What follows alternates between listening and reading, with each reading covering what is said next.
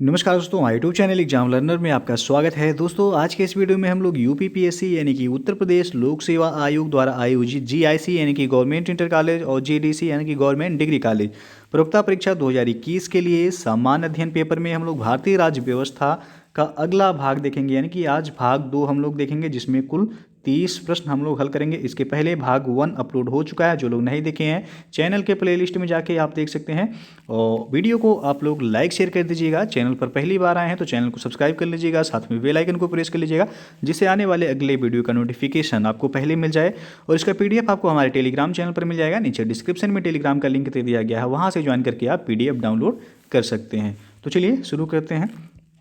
आज का पहला प्रश्न है कि निम्नलिखित कथनों में से कौन सा एक सही नहीं है। 4 कथन दिए गए हैं, आपको बताना है इसमें कौन सा सही नहीं है।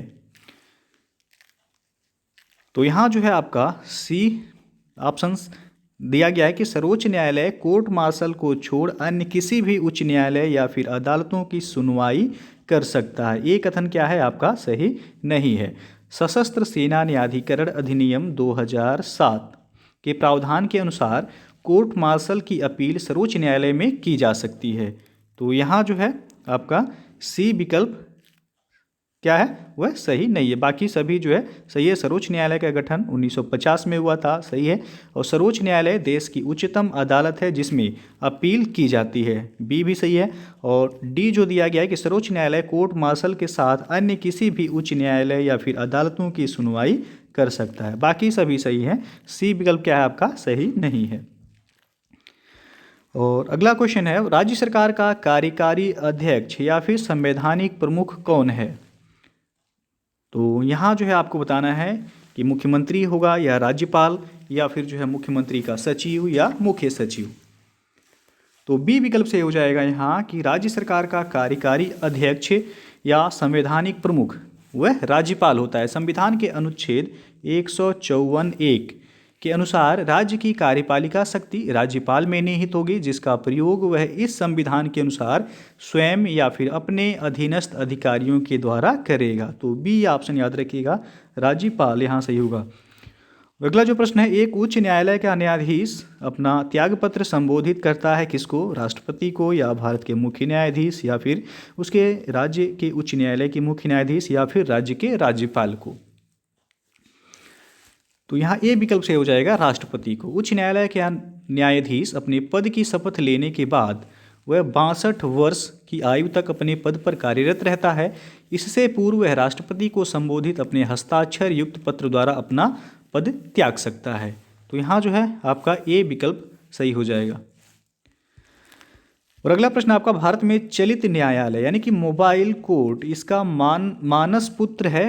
आपको बताना है कौन सा ऑप्शन यहाँ सही हो जाएगा, मोबाइल कोर्ट का मानस पुत्र।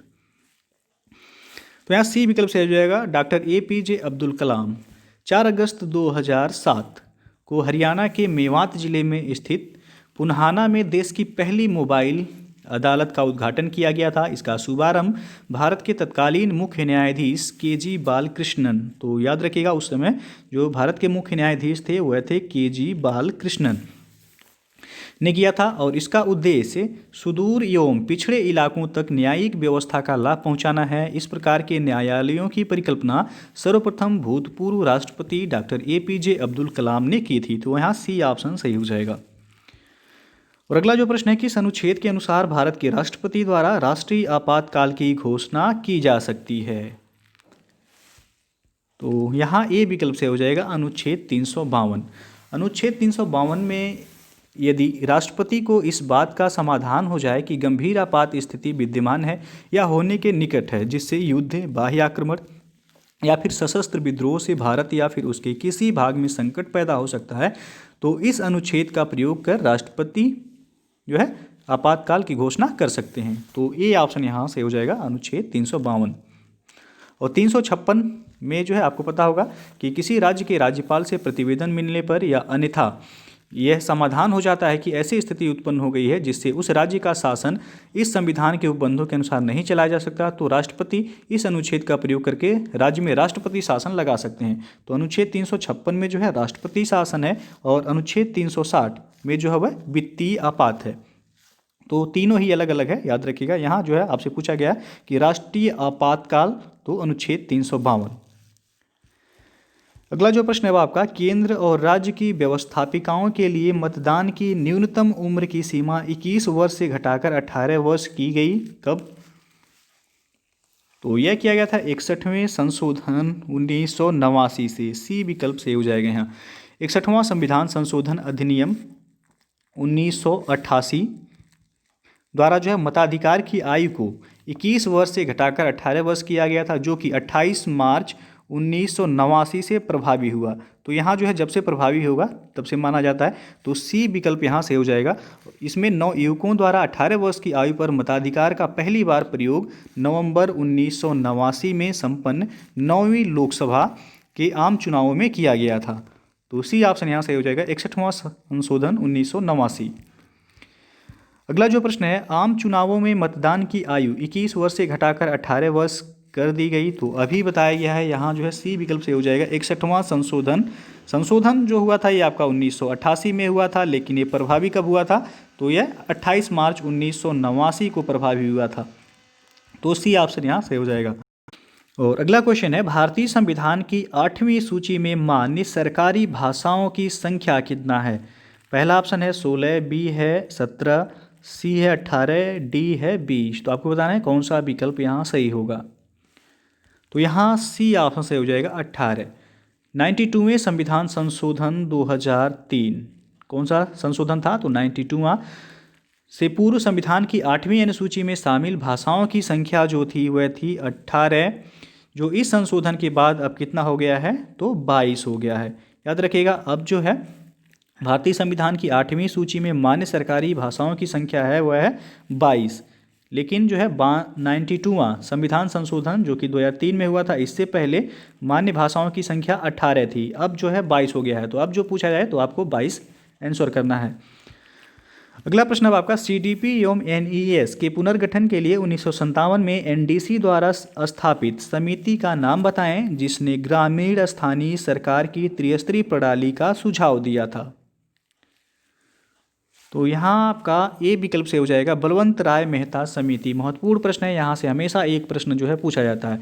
वर्ष 1952 में 1952 में प्रारंभ सामुदायिक विकास कार्यक्रम जिसे सीडीपी कहते हैं, और वर्ष 1953 में 1953 में प्रारंभ राष्ट्रीय विस्तार योजना जिसे एनईएस कहा जाता है के पुनर्गठन के लिए राष्ट्रीय विकास परिषद द्वारा बलवंत राय मेहता समिति का गठन 1957 में किया गया था, और इस समिति ने ग्रामीण क्षेत्रों में त्रिस्तरीय पंचायत प्रणाली की अनुशंसा की थी। तो याद रखिएगा, यहाँ ए विकल्प से हो जाएगा, बलवंत राय मेहता समिति। और अगला प्रश्न है, निम्नलिखित विशेषताओं में से केंद्रीय शासन व्यवस्था के लिए कौन सा सही नहीं है?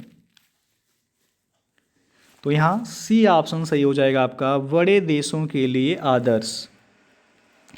केंद्रीय शासन व्यवस्था में सर्वोच्च सत्ता केंद्रीय प्राधिकार और उसकी विभिन्न अनुषंगी इकाइयों के बीच बंट जाती है।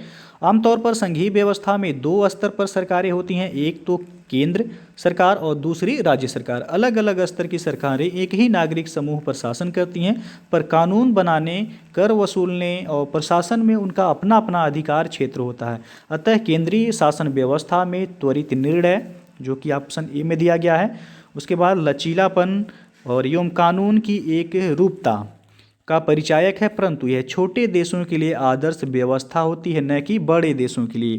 तो यहाँ सी ऑप्शन जो है आपका सही नहीं है। और अगला प्रश्न है आपका, विकेंद्रीकरण प्रणाली की सिफारिश किसने की थी? तो सी ऑप्शन से हो जाएगा, बलवंत राय मेहता ने।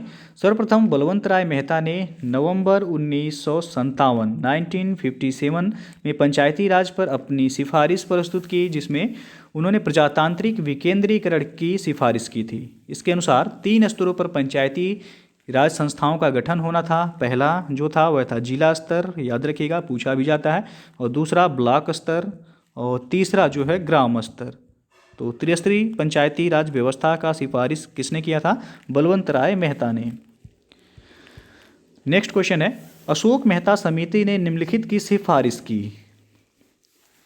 तो यहाँ बी विकल्प से हो जाएगा, पंचायती राज की द्विस्तरीय सरकार। 1977 में गठित अशोक मेहता समिति ने अगस्त 1978 में अपनी रिपोर्ट प्रस्तुत की थी, जिसमें पंचायती राज के लिए त्रिस्तरीय प्रतिमान के स्थान पर इन्होंने द्विस्तरीय प्रतिमान की संस्तुति की थी, जिसमें जनपद स्तर पर जिला परिषद तथा 15,000 से लेकर के 20,000 जनसंख्या यानी कि गाँव का समूह जो होगा उस पर मंडल पंचायत के गठन का इन्होंने सुझाव दिया था। तो याद रखिएगा, अशोक मेहता समिति ने द्विस्तरीय पंचायत राज के लिए जो है द्विस्तरीय प्रतिमान की संस्तुति की थी, जबकि बलवंत राय मेहता समिति ने उन्होंने त्रिस्तरीय पंचायती व्यवस्था की जो है संस्तुति की थी। तो यहाँ बी ऑप्शन से हो जाएगा। और अशोक मेहता समिति का गठन हुआ था 1977 में और बलवंत राय मेहता समिति का गठन हुआ था 1957 में। क्रम से लगाने के लिए भी कभी कभी पूछा जाता है, तो याद रखिएगा। और अगला प्रश्न है, ब्लॉक स्तर पर पंचायत समिति है कौन सा? तो यहाँ बी ऑप्शन से हो जाएगा, प्रशासनिक प्राधिकरण। ब्लॉक स्तर पर पंचायत समिति एक प्रशासनिक प्राधिकरण या फिर प्रशासनिक प्राधिकारी कह सकते हैं, जो कि ग्राम पंचायत और जिला पंचायत के बीच समन्वय एवं पर्यवेक्षक के रूप में कार्य करती है। यह ग्राम पंचायत और जिला प्रशासन के मध्य संपर्क स्थापित करती है, जो कि क्षेत्र पंचायत में निर्वाचित सदस्यों द्वारा अपने में से एक प्रमुख, एक ज्येष्ठ उप प्रमुख तथा एक कनिष्ठ उप प्रमुख चुने जाएंगे। क्षेत्र पंचायतों को सौंपे गए कार्य समितियों के माध्यम से संचालित किए जाएंगे तथा इसके लिए निम्न समितियां जो है गठित की जाएंगी, जैसे कि आपका शिक्षा समिति, उसके बाद जो है निर्माण कार्य समिति हो गया, नियोजन एवं विकास समिति, स्वास्थ्य एवं कल्याण समिति व प्रशासनिक समिति। तो यहाँ जो है आपका पूछा गया है ब्लॉक स्तर पर पंचायत समिति कौन सा है? तो वह है प्रशासनिक प्राधिकरण या फिर प्रशासनिक प्राधिकारी भी कह सकते हैं। तो बी ऑप्शन सही हो जाएगा। और अगला प्रश्न आपका, भारत में ब्लॉक स्तर पर बनी पंचायत समिति केवल है? तो आपको बताना है यहाँ कौन सा ऑप्शन सही होगा। तो अभी बताया गया है प्रशासनिक प्राधिकारी, डी ऑप्शन सही हो जाएगा। और अगला जो प्रश्न है आपका, 14 अगस्त 2007 को संसद द्वारा भारतीय संविधान में संशोधन के उपरांत अब अनुसूचित जाति की सूची में जातियों की संख्या कितनी हो गई है? तो यहाँ बी विकल्प से हो जाएगा 1206।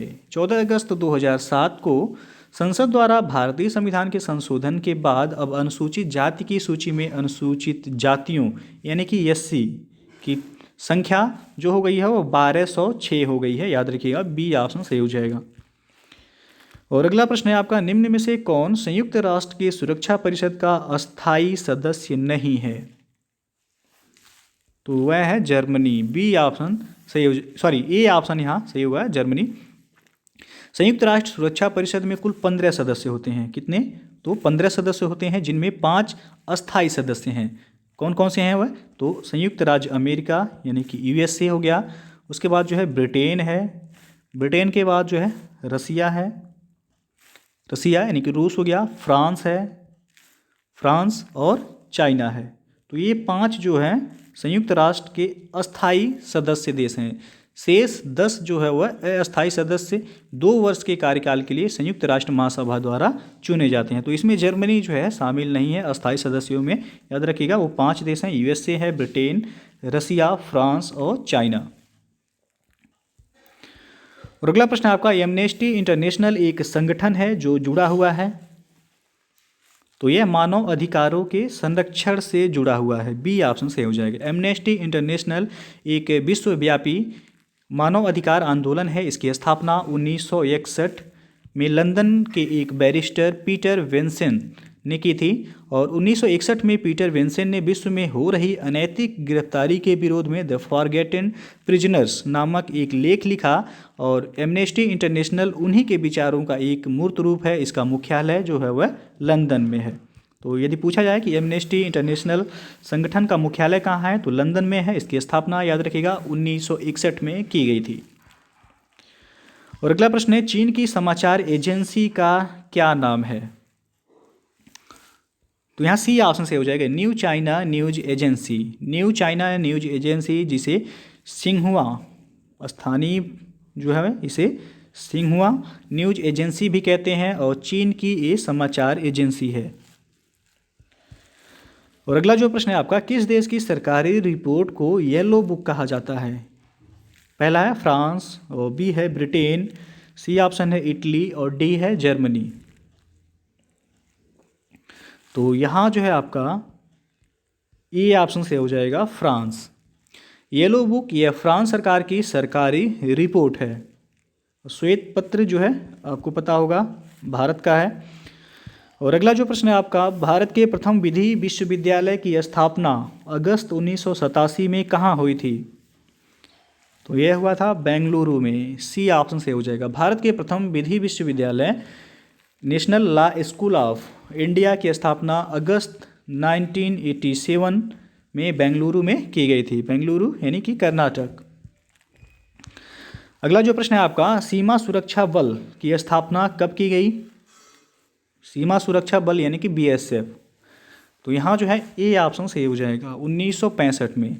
बीएसएफ का गठन 1 दिसंबर 1965, डेट याद रखिएगा, 1 दिसंबर 1965 में किया गया था, जो कि भारत तथा पड़ोसी देशों की सीमाओं पर तैनात किए जाते हैं। और इसका मुख्यालय जो है वह नई दिल्ली में है। बीएसएफ का मुख्यालय कहाँ है? तो नई दिल्ली में, याद रखिएगा। और इसकी स्थापना 1 दिसंबर 1965 को की गई थी। और अगला प्रश्न है आपका, भारतीय संविधान को संविधान सभा द्वारा अंगीकृत किया गया कब? तो ये कई बार पूछा जा चुका है प्रश्न, याद रखिएगा। यहाँ ए विकल्प से हो जाएगा 26 नवंबर 1949 को। भारतीय संविधान की उद्देशिका यानी कि जिसे हम प्रस्तावना कहते हैं में उल्लेख किया गया है कि 26 नवंबर 1949 को भारत के लोगों ने संविधान को अंगीकृत, अधिनियमित और आत्मार्पित किया।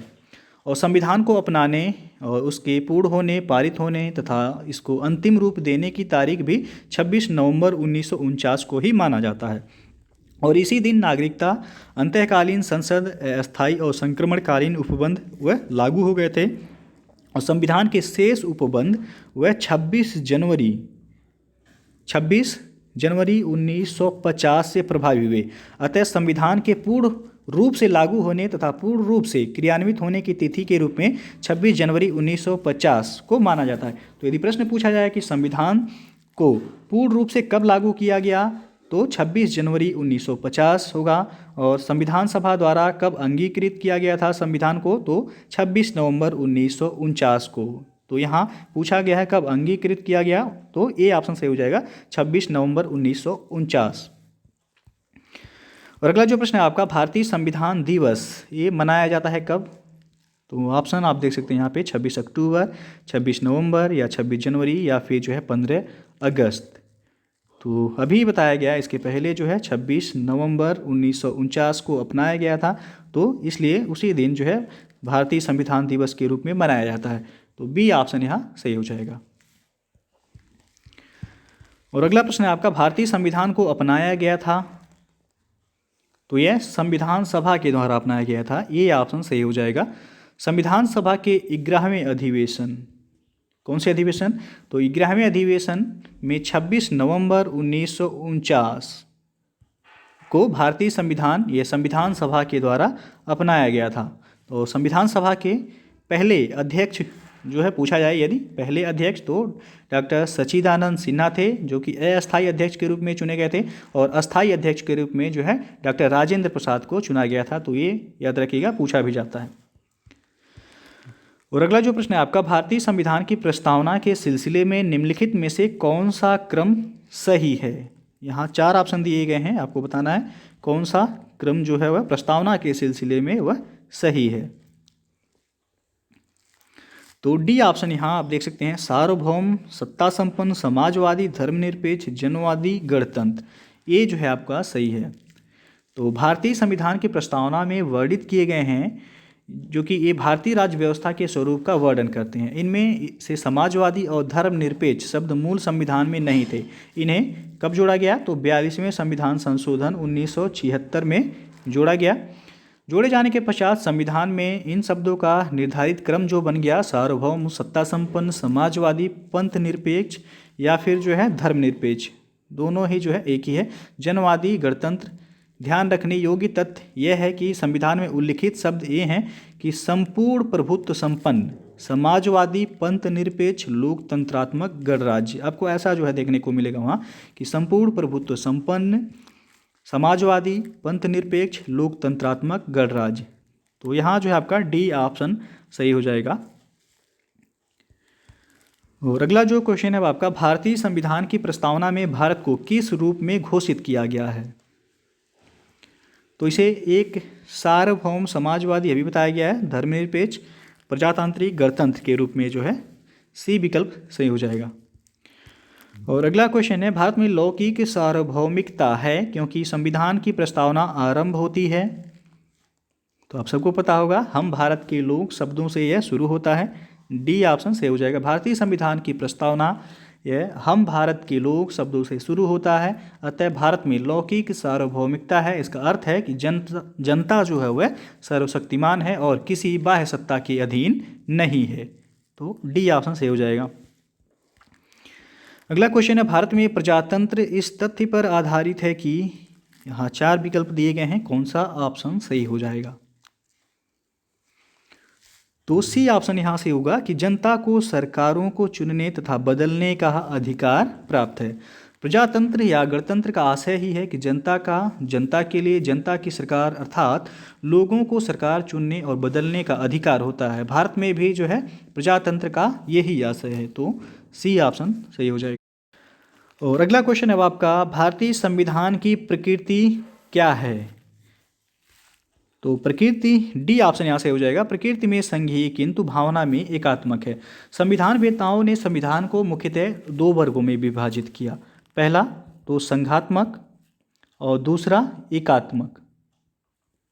एकात्मक संविधान वह संविधान है जिसके अंतर्गत सारी शक्तियाँ एक ही सरकार में निहित होती हैं, जो कि प्रायः केंद्रीय सरकार होती है, और इसमें प्रांतों को केंद्रीय सरकार के अधीन रहना पड़ता है। इसके विपरीत संघात्मक संविधान वह संविधान है जिसमें शक्तियों का केंद्र एवं राज्यों में विभाजन रहता है और दोनों सरकारें अपने अपने क्षेत्रों में स्वतंत्र रूप से कार्य करती हैं। भारतीय संविधान की प्रकृति के बारे में विधिवेत्ताओं में काफ़ी मतभेद रहा है। संविधान निर्माताओं के अनुसार भारतीय संविधान एक संघात्मक संविधान है। तो यहाँ पूछा गया आपसे भारतीय संविधान की प्रकृति कैसी है? तो प्रकृति में संघीय है किंतु भावना में वह एकात्मक है। लेकिन एक जो है प्रश्न ये पूछा भी गया है कि जेनिंग्स महोदय का कथन जो है पूछा गया है कि भारतीय संविधान को इन्होंने जो है संघात्मक मानने में जो है आपत्ति इनको है।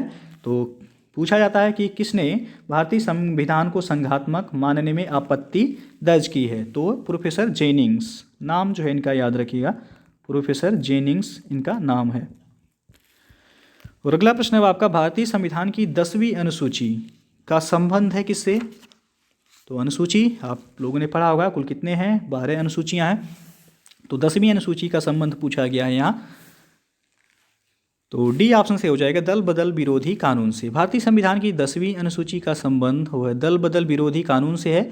इसे 52वां संविधान संशोधन अधिनियम 1985 में जोड़ा गया था। तो यदि पूछा जाए कौन से संविधान संशोधन में जोड़ा गया दल बदल विरोधी कानून, तो 52वां संविधान संशोधन 1985 में इसे जोड़ा गया था। अगला प्रश्न है आपका, भूमि सुधार यह कौन से सूची के विषय के अंतर्गत शामिल है? तो आपका यहाँ सी विकल्प से हो जाएगा। भूमि सुधार यह राज्य सूची के अंतर्गत आता है। सी ऑप्शन यहाँ से हो जाएगा। याद रखिएगा कुल कितने सूचियाँ हैं? तो ये 3 सूचियाँ हैं। कौन से? तो पहला जो है वह संघ सूची है जिसमें जो है अब 100 विषय हैं। पहले कितने विषय थे? तो 97 विषय थे। पहले संघ सूची में 97 विषय थे, लेकिन वर्तमान में जो है 100 विषय हैं। उसके बाद जो है राज्य सूची में पहले 66 विषय थे, लेकिन अब जो है कितने विषय हो गए हैं? तो अब 61 विषय हैं राज्य सूची में। उसके बाद तीसरा जो है वह समवर्ती सूची। पहले इसमें 47 विषय थे समवर्ती सूची में, लेकिन अब जो है कितने विषय हो गए हैं? तो अब बढ़ाकर 52 कर दिया गया है। तो याद रखिएगा, संघ सूची में अब 100 विषय हैं, पहले 97 थे। राज्य सूची में पहले 66 थे, अब 61 विषय हो गए हैं। और समवर्ती सूची में पहले 47 थे, अब 52 विषय हो गए हैं। और सूचियों का वर्णन कौन से अनुसूची में है ये पूछा जाए तो याद रखिएगा 7वीं अनुसूची में सूचियों का वर्णन संविधान में किया गया है। और दोस्तों जो है ना, अकेडमी पर लोअर पीसीएस एग्जाम 2021 के लिए एक कोर्स लॉन्च हो रहा है 26 जनवरी से, और ये पूरे 5 मंथ्स का कोर्स होगा। 30 जून को ख़त्म हो जाएगा, जिसमें आपको यूपीपीएससी के टॉप एजुकेटर्स द्वारा पूरे सिलेबस को यानी कि प्री और मेंस आपको कवर कराया जाएगा। इसमें नोट्स प्रोवाइड किए जाएंगे और इसमें जो है आपका वीकली आपका टेस्ट होगा। तो जो लोग इस बैच से जुड़ना चाहते हैं आप आसानी से जुड़ सकते हैं। डिस्क्रिप्शन में लिंक दे दिया गया, वहाँ से जाके आप चेक कर सकते हैं। और यदि आप सब्सक्रिप्शन लेते हैं तो आप हमारा रेफरल कोड यूज जरूर कीजिएगा, एग्जाम लर्नर, जिससे आपको 10% का डिस्काउंट वहाँ पर मिल जाएगा। तो आपसे जो है सब्सक्रिप्शन लेते समय रेफरल कोड नीचे जो है मांगा जाता है। यदि आप डालते हैं हमारा रेफरल कोड एग्जाम लर्नर तो आपको जो है तत्काल वहाँ पे 10% का डिस्काउंट मिल जाएगा। तो ये रेफरल कोड यूज जरूर कीजिएगा। और अनअकैडमी पर वीडियो को अनलॉक करने के लिए भी आप हमारा रेफरल कोड यूज करके यानी कि एग्जाम लर्नर यूज करके आप वीडियो को आसानी से देख सकते हैं। तो सबसे पहले आपको अनअकैडमी का लर्निंग ऐप इंस्टॉल करना होगा। उसके बाद अपने मोबाइल नंबर और ईमेल आईडी के थ्रू लॉगिन करके आप सब्सक्रिप्शन ले सकते हैं। अगला प्रश्न है, भारतीय नागरिकता नहीं प्राप्त की जा सकती है। आपको बताना है यहाँ जन्म द्वारा, देशीकरण द्वारा, किसी भूभाग के सम्मेलन द्वारा, या फिर भारतीय बैंक में धन जमा करके। तो यहाँ डी ऑप्शन से हो जाएगा। भारतीय बैंक में धन जमा करके भारत की नागरिकता प्राप्त नहीं कर सकते हैं। भारतीय नागरिकता अधिनियम 1955 बाद में जो है संशोधन किया गया। इसके द्वारा भारतीय नागरिकता जो है जन्म के द्वारा, देशीकरण के द्वारा, किसी भूभाग में सम्मिलन द्वारा या फिर जो है रजिस्ट्री द्वारा प्राप्त किया जा सकता है। और भारतीय बैंक में धन जमा करना एक वाणिज्यिक व्यवहार है, यह नागरिकता प्राप्त करने का तरीका नहीं है। तो डी ऑप्शन जो है यहाँ आपका सही हो जाएगा। तो दोस्तों जो है ये था आपका भारतीय राज्य व्यवस्था का दूसरा पार्ट, जो कि जीआईसी और जीडीसी प्रवक्ता के जो है सामान्य अध्ययन पेपर के लिए जो है महत्वपूर्ण है। तो वीडियो यदि पसंद आया हो तो लाइक शेयर कर दीजिएगा। चैनल को सब्सक्राइब नहीं किए हैं तो चैनल को सब्सक्राइब कर लीजिएगा, बेल आइकन को प्रेस कर लीजिएगा, जिससे आने वाले अगले वीडियो का नोटिफिकेशन आपको पहले ही मिल जाए। और इसका पीडीएफ आपको टेलीग्राम चैनल पर मिल जाएगा। नीचे डिस्क्रिप्शन में टेलीग्राम का लिंक दे दिया गया है, या फिर आप टेलीग्राम पर जाके एग्जाम लर्नर लिख करके सर्च कर सकते हैं। EXAMLEARNER एक साथ लिखिएगा, स्पेस का यूज मत कीजिएगा। आप वहाँ से सर्च करके ज्वाइन कर लीजिएगा और पीडीएफ आप वहाँ से आसानी से डाउनलोड कर सकते हैं। तो वीडियो को पूरा देखने के लिए बहुत बहुत धन्यवाद।